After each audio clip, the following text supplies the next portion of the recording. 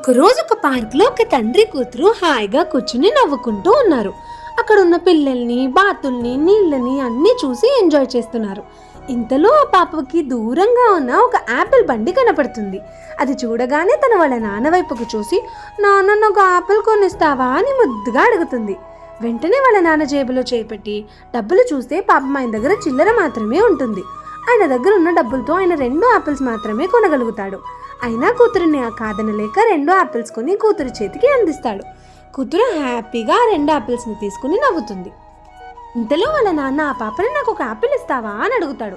వాళ్ళ నాన్న అడగడం పూర్తయ్యేలోపే ఆ పాప 2 యాపిల్స్ని గబగబా కొరికేస్తుంది. అలా కొరక్కానే వాళ్ళ నాన్న చూసి బాధపడిపోతాడు. వెంటనే ఆలోచనలో పడిపోతాడు. అమ్మో, నా కూతురేంటి ఇంత చిన్న వయసులోనే ఇంత సెల్ఫిష్ అయిపోయింది, నేను సరిగా పెంచలేదా, అయినా చాలా చిన్నది కదా, షేరింగ్ అంటే ఏంటో తెలియదేమో అని తన ఆలోచనని కొట్టేయడానికి ట్రై చేస్తూ ఉంటాడు. కానీ తన మొహంలో బాధ క్లియర్గా కనపడుతుంది.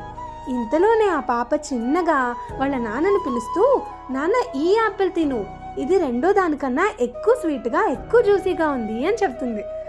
అది వినగానే వాళ్ళ నాన్న పశ్చాత్తాపడతాడు. లైఫ్లో కూడా ఇంతే, ఒక్కొక్కసారి మన ఎదుట వాళ్ళ ఇంటెన్షన్స్ చాలా ప్యూర్గా ఉంటాయి, కానీ వాళ్ళ యాక్షన్ పూర్తవ్వకుండానే మనం వాళ్ళని తొందరగా జడ్జ్ చేసేసి ఏదేదో అనేసుకుని మనమే బాధపడిపోతూ ఉంటాం. కానీ వాళ్ళకి కొంచెం టైం ఇవ్వాలి. వాళ్ళు చేసేదేంటో మనకి అర్థమయ్యే వరకు మనం ఎవరిని తొందరగా జడ్జ్ చేయకూడదు. అప్పుడే మనకి ఆనందం, వాళ్ళకి ఆనందం. అందుకే never judge anyone without knowing their pure intentions. ఒక్కసారి ఆలోచించు. కథ మీకు నచ్చిందా? జాగ్రత్త.